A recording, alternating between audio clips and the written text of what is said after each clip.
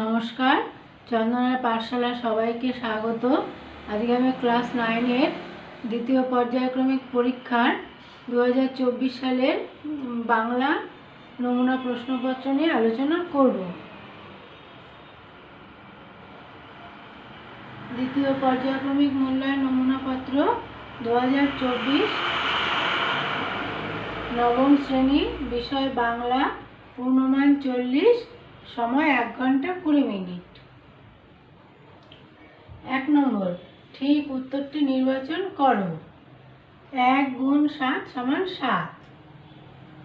1-1 প্রাবন্ধিক সৈয়দ মুজতবা আলীর মতে বাঙালির সর্বশ্রেষ্ঠ সাহিত্য সৃষ্টি তার মঙ্গল কাব্যে, চর্যা গানে, পদাবলী কীর্তনে, বাউল গানে। উত্তর হবে পদাবলী কীর্তনে।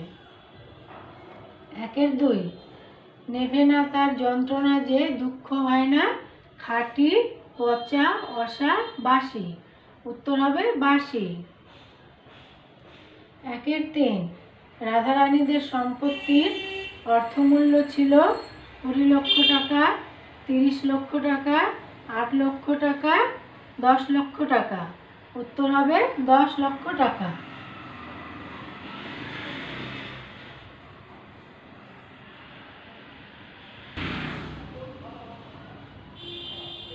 1-4 মিসেস বুলের বয়স প্রায় 60, 80, 50, 90 বছর। উত্তর হবে 50 বছর। 1-5 প্রফেসর শঙ্কুর পোষা বিড়ালের নাম ছিল নিউটন, পুষি, করভাস, প্রহ্লাদ। উত্তর হবে নিউটন। 1-6 মিশ্র শব্দের একটি উদাহরণ হলো কাকাতুয়া, প্লেন, রেলগাড়ি, হরতাল। উত্তর হবে রেলগাড়ি। 1-7 বিনয় শব্দটি যে ধরনের বিশেষ্য: শ্রেণীবাচক, সংজ্ঞাবাচক, গুণবাচক, ক্রিয়াবাচক। উত্তর হবে গুণবাচক।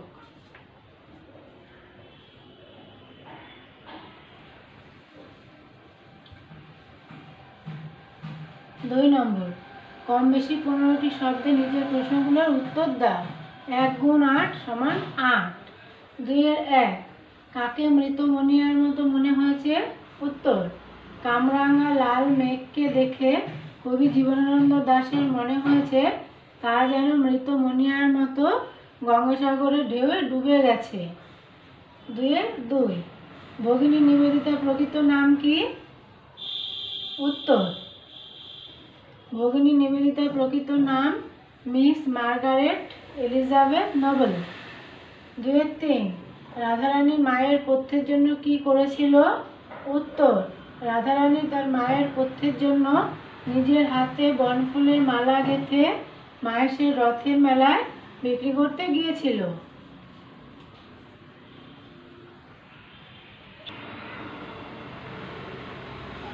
2-4 নতুন আমদানিও বন্ধ করা যাবে না।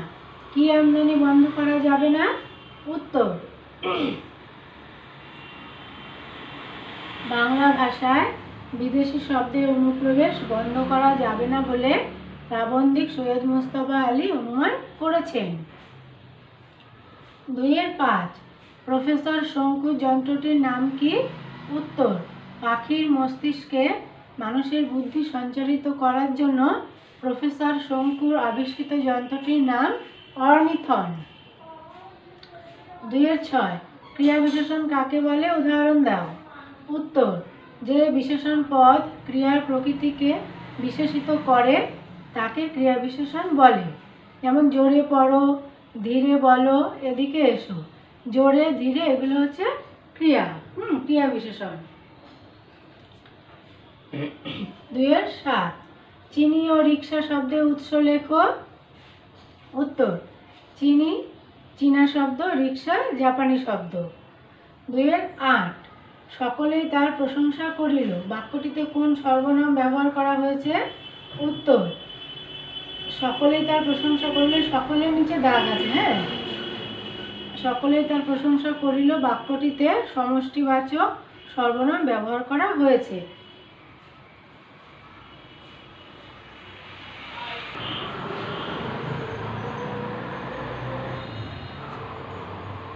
3 নম্বর, কম বেশি 150 শব্দে নিচের যে কোনো একটি প্রশ্নের উত্তর দাও। 5 গুণ 1 সমান 5। 3-1, বাঙালি চরিত্রে বিদ্রোহ বিদ্যমান। লেখকের এরূপ মন্তব্যের কারণ কি?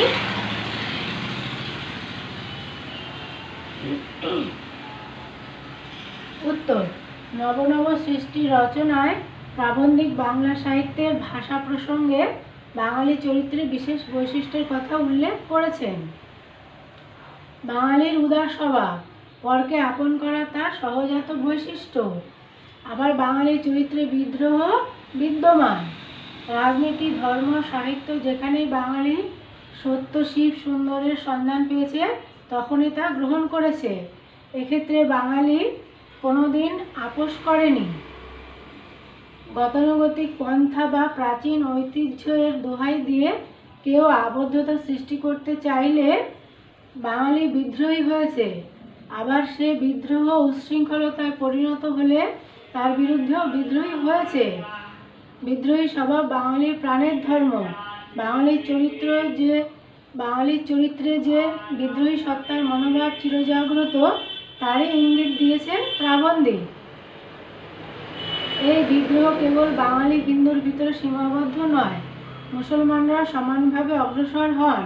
হিন্দু বাঙালি, মুসলমান বাঙালি পরিচয় সেখানে গৌণ, ধর্মের পরিচয় সেখানে মানবিকতায় উজ্জ্বল। তাই ধর্ম বদল মিশ্র বাঙালি জাতির চরিত্র বদল ঘটাতে কখনো সক্ষম হবে না, একথা বোঝাতেই প্রাবন্ধিকের মূল্যায়ন।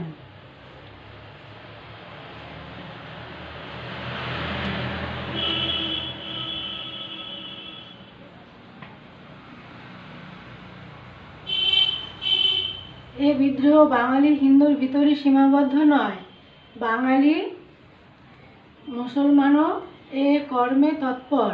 ধর্ম বদলালে জাতির চরিত্র বদলায় না।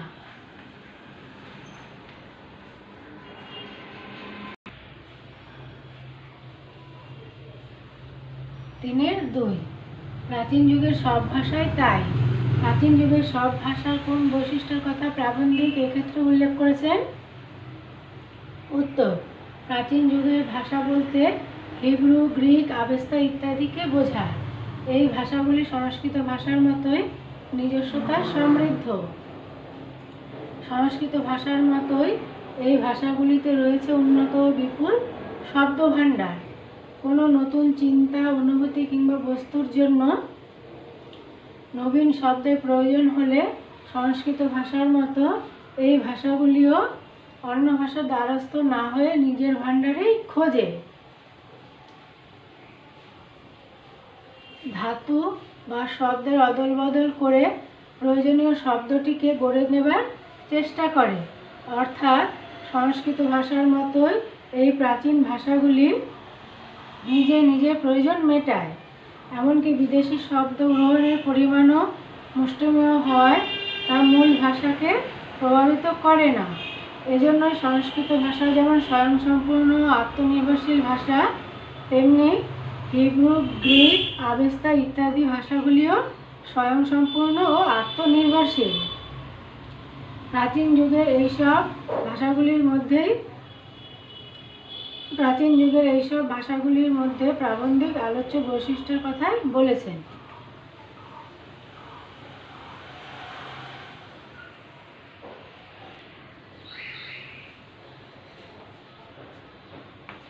চার নম্বর, কম বেশি 150 শব্দে নিচের যে কোনো একটি প্রশ্নের উত্তর দাও। 5 গুণ 1 সমান 5। 4-1, এরই মাঝে বাংলার প্রাণ। বাংলার প্রাণ স্পন্দন কবি কিভাবে উপলব্ধি করেছেন?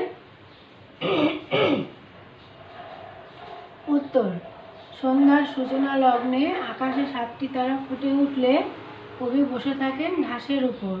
সান্ধ্য সৌন্দর্যে মোহিত কবি প্রত্যক্ষ করেন নানা তুচ্ছ অনুষঙ্গে বাংলাদেশের প্রাণের উপস্থিতি। গঙ্গাসাগরের ঢেউয়ে অস্তমিত সূর্যের আলোয় ভাসমান মেঘ যখন কামরাঙা লাল বর্ণ পায়, কবি তার সঙ্গে মিল খুঁজে পান মৃত মুনিয়া পাখি।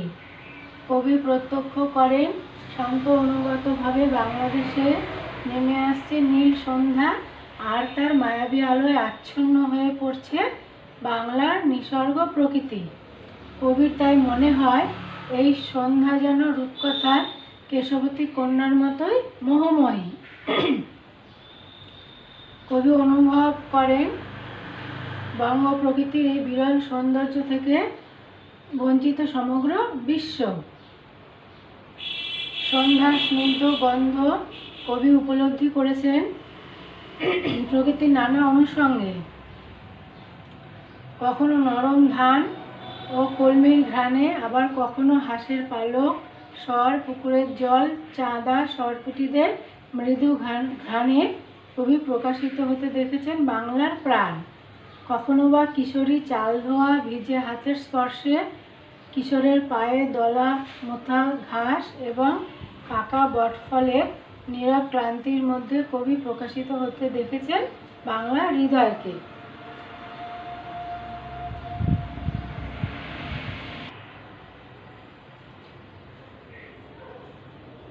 চারের 2, নটে গাছটা বুড়িয়ে ওঠে কিন্তু মুড়োয় না। নটে গাছের প্রসঙ্গ এসেছে কেন? তার বুড়িয়ে ওঠা কিন্তু মুড়িয়ে না যাওয়ার বিষয়টি ব্যাখ্যা করো।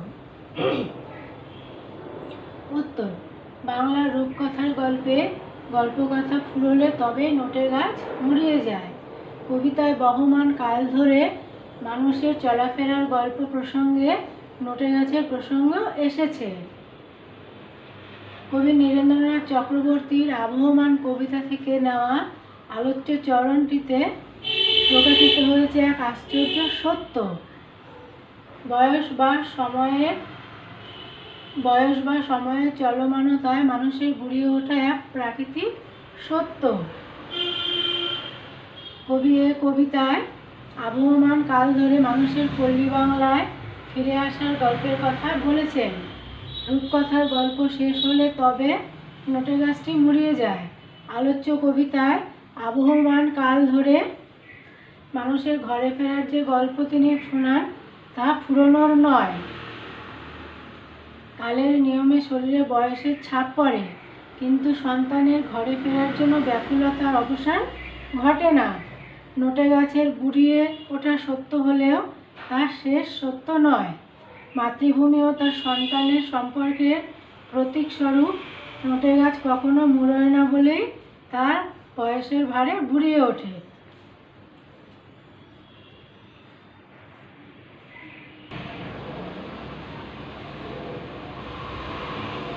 পাঁচ নম্বর, কম বেশি 150 শব্দে নিচের যে কোনো একটি প্রশ্নের উত্তর দাও। 5 গুণ 1 সমান 5। 5-এর 1। কিন্তু আসল কথা এই যে নিজের পায়ে অবশ্যই দাঁড়াতে হবে। কোন প্রসঙ্গে পত্রলেখক প্রশ্নোদ্ধৃত উক্তিটির অবতারণা করেছেন? উদ্দিষ্ট ব্যক্তির প্রতি তার স্নেহশীলতার প্রকাশ পত্রে কিভাবে প্রকাশ পেয়েছে তা বুঝিয়ে দাও। উত্তর: মিস মুলার সংকল্প করেছিলেন কলকাতায় একটি বাড়ি ভাড়া নেবেন তার নিজের জন্য এবং ইউরোপ আমেরিকা থেকে আগত বন্ধু ও মিস নোবেলের জন্য। কিন্তু তার এই উদ্দেশ্য সফল হবে না রুক্ষ মেজাজ ও অস্থিরতার কারণে। তাই তার সঙ্গে দূর থেকে বন্ধুত্ব করাই ভালো। এই প্রসঙ্গেই স্বামীজি মিস নোবেলকে নিজের পায়ে দাঁড়াতে বলেছেন। উদ্দিষ্ট ব্যক্তির প্রতি তার স্নেহশীলতার প্রকাশ পত্রে কিভাবে প্রকাশ পেয়েছে তা বুঝিয়ে দাও। মিস নোবেলের প্রতি আস্থাবোধের পাশাপাশি স্নেহ মিশ্রিত শ্রদ্ধাবোধও ছিল বিবেকানন্দের। তিনি মিস নোবেলকে ভারতের মানুষ এবং প্রাকৃতিক পরিবেশের কথা জানিয়ে সাবধান করেছেন বারবার। প্রতিকূলতা সত্ত্বেও মিস নোবেল কর্মে প্রবৃত্ত হন, তবে স্বামীজি তাকে শতবার স্বাগত জানিয়েছেন। তবে স্বামীজি তাকে বারবার বলেছেন নিজের পায়ে দাঁড়ানোর কথা। যে নিজের পায়ে দাঁড়াতে পারে তার সবই সুষ্ঠুভাবে সম্পন্ন হয়।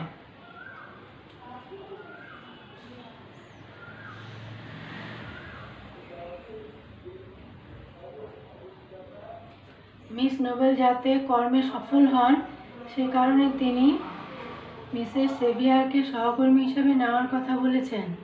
আবার পথের একঘেয়েমি যাতে দূর হয় সে কারণে মিস ম্যাকলাউড ও মিসেস বুলের সঙ্গে ভারতে আসার কথাও উল্লেখ করেছেন।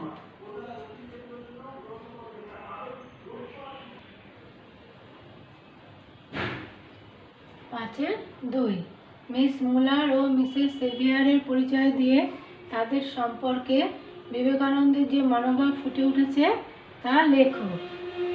উত্তর: বীর সন্ন্যাসী বিবেকানন্দ তার চিঠি রচনায় মিস মুলার ও মিসেস সেভিয়ারের নাম উল্লেখ করেছেন। তাদের সংক্ষিপ্ত পরিচয় নিম্নরূপ। Miss Muller.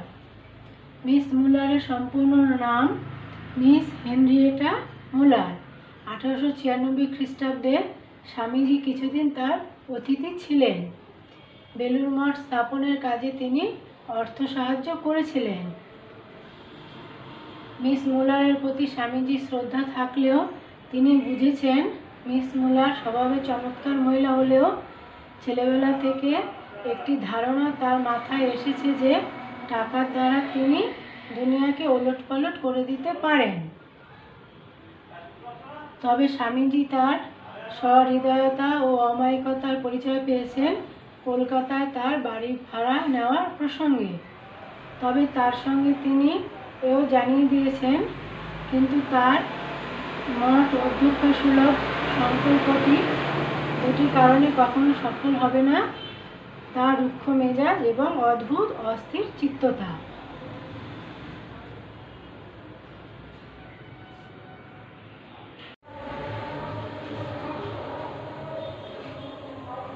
Mrs Sevier. Mrs Sevier ছিলেন ক্যাপ্টেন J.H. সেভিয়ারের স্ত্রী। স্বামী বিবেকানন্দের বিখ্যাত শিষ্যা ছিলেন তিনি। বেদান্ত প্রচারের কাজে তিনি নিজের জীবন উৎসর্গ করেছিলেন। তিনি স্বামীজির ইচ্ছা ও অনুপ্রেরণায় মায়াবতী অদ্বৈত আশ্রম প্রতিষ্ঠা করেন। রামকৃষ্ণ সঙ্গে তিনি মাদার নামে পরিচিত ছিলেন। 1931 খ্রিস্টাব্দে ইংল্যান্ডে মিসেস সেভিয়ারের মৃত্যু হয়।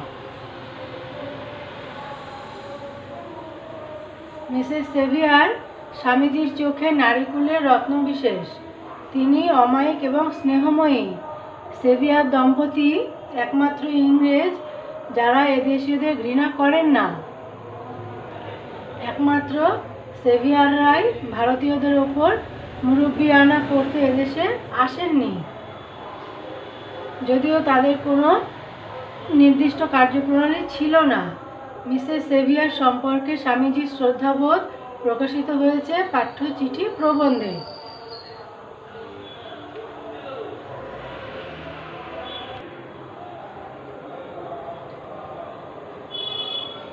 ছয় নম্বর, কম বেশি 150 শব্দে নিচের যে কোনো একটি প্রশ্নের উত্তর দাও। 5 × 1 = 5। 6-1 অগত্যা রাধারানী কাঁদিতে কাঁদিতে ফিরিল। রাধারানী কোথা থেকে ফিরছিল? ফেরার পথে সে কীভাবে বিপর্যস্ত হয়েছিল? কিভাবে তার এই অবস্থা থেকে মুক্তি ঘটে?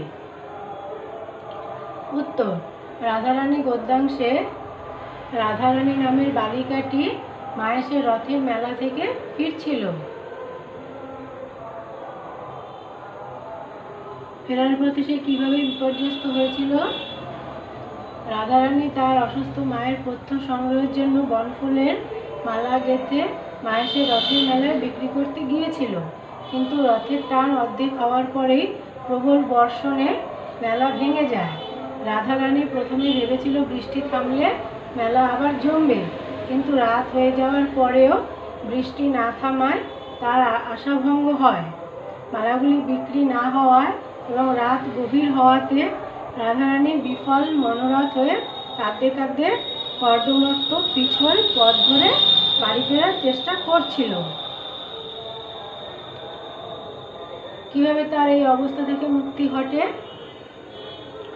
অন্ধকার কর্দমাক্ত পিছল পথ চলার সময় অকস্মাৎ এক অচেনা লোকের সঙ্গে সংঘর্ষে রাধারানী ভয় ও আতঙ্কে কান্না শুরু করলে আগন্তুক তাকে আশ্বস্ত করে বাড়ি যেতে সাহায্য করেন।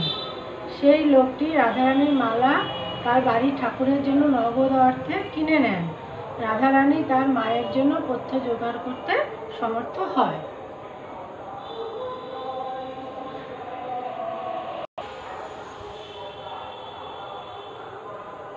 ছয়ের 2 মোকদ্দমাটি বিধবা হাইকোর্টে হারিল। কোন মোকদ্দমার কথা বলা হয়েছে? মোকদ্দমাটি হেরে বিধবার কি পরিণতি হয়েছিল? উত্তর, রাধারানীর পিতার মৃত্যুর পর প্রায় 10 লক্ষ টাকা নিয়ে একজন জ্ঞাতির সঙ্গে রাধারানীর বিধবা মায়ের মোকদ্দমা শুরু হয়। হাইকোর্টের রায়ে বিধবা মোকদ্দমাটি হেরে যান ও তার বিপুল পরিমাণ সম্পত্তি দখল নেয় ডিক্রিদার। এখানে এই মোকদ্দমার কথা বলা হয়েছে। মোকদ্দমাটি হেরে বিধবার কি পরিণতি হয়েছিল? রাধারানীরা সঙ্গতিপন্ন ও অবস্থাপন্ন বড় ঘরের মানুষ ছিলেন, কিন্তু পিতার মৃত্যুর পর সে ও তার মা এক জ্ঞাতির সঙ্গে সম্পত্তির অধিকার নিয়ে মামলায় জড়িয়ে পড়ে। হাইকোর্টের রায়ে তার মা সমস্ত সম্পত্তি থেকে বঞ্চিত হয় এবং তাদের বাড়ি থেকে উৎখাত করা হয়। মামলা চালানোর জন্য সঞ্চিত অর্থ ও নিজের গয়না বিক্রি করে তার মা সুবিচারের আশায় প্রিভি কাউন্সিলে আবেদন করেন। বিধবা তার সন্তানকে নিয়ে কায়িক পরিশ্রম করে কোনো রকমে কুটিরে দিন কাটান। রাধারানী বিবাহ দিতে পারেন না। রথের আগের দিন খুবই অসুস্থ হয়ে পড়েন, তাই খাদ্যের সংস্থান বন্ধ হয়ে যায়। এই সকল কারণে তাদের হতদরিদ্র অবস্থা হয়।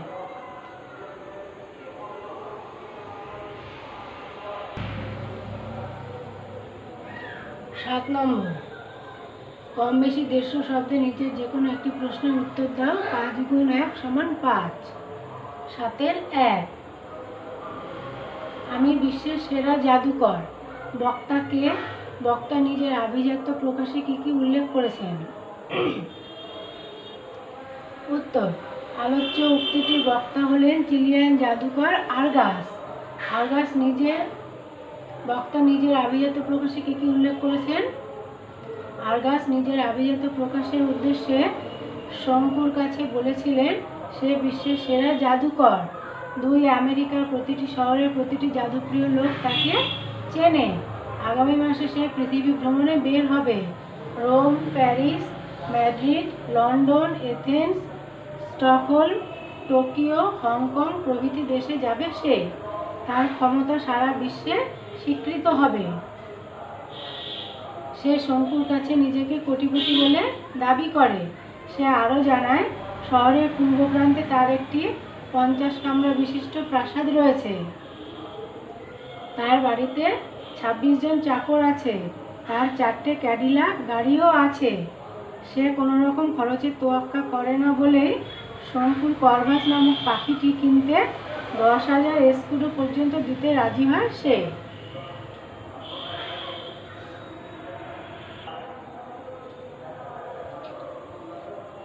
7-এর 2, ওই পাখি আমার চাই প্রফেসর। বক্তাকে কোন প্রসঙ্গে তার এই উক্তি শেষ পর্যন্ত তিনি কি করেছিলেন? উত্তর, আলোচ্য উক্তিটির বক্তা হলেন বিখ্যাত চিলিয়ান জাদুকর আর্গাস। কোন প্রসঙ্গে তার এই উক্তি? চিলির রাজধানীর শহর সান্তিয়াগোতে আয়োজিত বিশ্ব পক্ষী বিজ্ঞানী সম্মেলনে করভাসের অসামান্য ডেমনস্ট্রেশনের খবর স্থানীয় সংবাদপত্রে প্রকাশিত হয়। সেই খবরে জাদুকর আর্গাস করভাস সম্বন্ধে আগ্রহী হয়ে সেই রাতেই প্রফেসর শঙ্কুর হোটেলের ঘরে আসেন। সেখানে করভাসের বিশেষ প্রতিভার পরিচয় পেয়ে তাকে অধিকার করার লোভ ও আগ্রহে উদ্ধৃত উক্তিটি করেন। শেষ পর্যন্ত তিনি কি করেছিলেন? আর্গাসের অনেক অনুরোধের পরেও শঙ্কু করভাসকে বিক্রি করতে না চাইলে আর্গাস সেদিন রাতে হোটেল থেকে বিদায় নেন। পরদিন দুপুরে করভাসকে অরক্ষিত অবস্থায় রেখে প্রফেসর শঙ্কু লাঞ্চ করতে যান।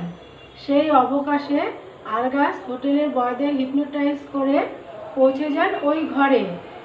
সেলোফোনের বড় প্যাকেটে কলভাসকে পুড়ে সিলভার ক্যাডিলাক গাড়িতে বহু দূরে উধাও হয়ে যান।